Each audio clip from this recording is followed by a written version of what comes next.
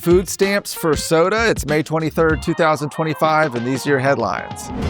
House lawmakers approved legislation prohibiting the use of Supplemental Nutrition Assistance Program benefits, or SNAP, for the purchase of sweetened soft drinks.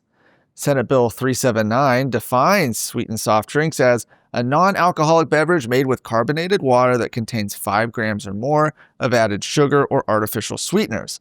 The prohibition does not apply to any beverages that contain milk or milk substitute or that contain more than 50% vegetable or fruit juice.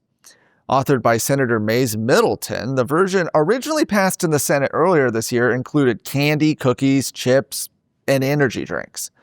The House Human Services Committee removed those groups and narrowed it down to just a ban, essentially, on soda. The bill passed the House by an 88-47 vote. However, its execution is dependent on receiving a waiver from the United States Department of Agriculture.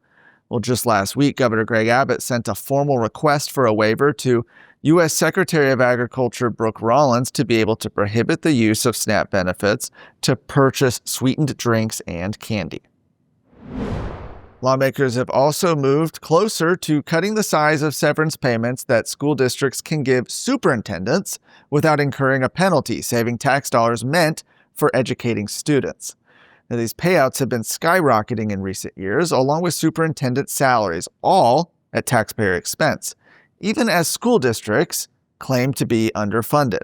House Bill 610 by Representative Terry Leo Wilson seeks to limit superintendent severance payments to no more than 6 months' salary and benefits under the superintendent's terminated contract. Excessive payouts would cost districts a corresponding amount from the Foundation School Program, which is the primary source of state funding for Texas school districts. Under current law, the Texas Education Agency reduces a district's Foundation School Payment funds by the amount that severance pay exceeds 1 year's worth of the superintendent's salary and benefits. The Texas House approved HB 610 on May 7th with near unanimous support. State senators considered the bipartisan bill during a meeting last night of the Senate Education K-16 Committee. According to Senator Angela Paxton, who sponsored HB 610 in the Senate, school districts have paid more than $54 million in severance to superintendents since 1995. Real Texan. I hope you'll sit down with Texas Scorecard every Sunday as we visit with real Texans who are doing real things to make the Lone Star State shine even brighter. We're going to be talking to activists and politicians, but we're also going to be talking with men and women who are shaping business in Texas and driving for a better culture.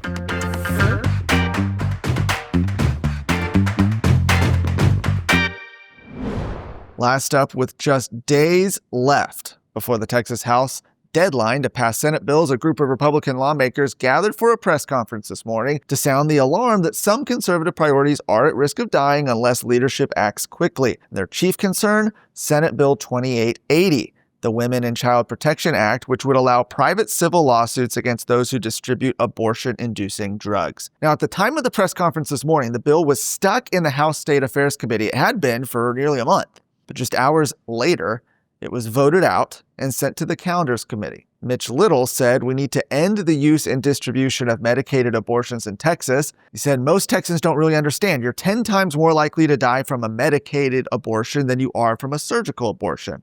Not only that, there's obviously 100% fatality to babies in the state from the use of those medications. Representative Tony Tinderholt said any Republican bill that's on the 5-yard line today will only fail to become law because Republicans did not allow them to pass. Republicans run the chamber, and we can pass these laws.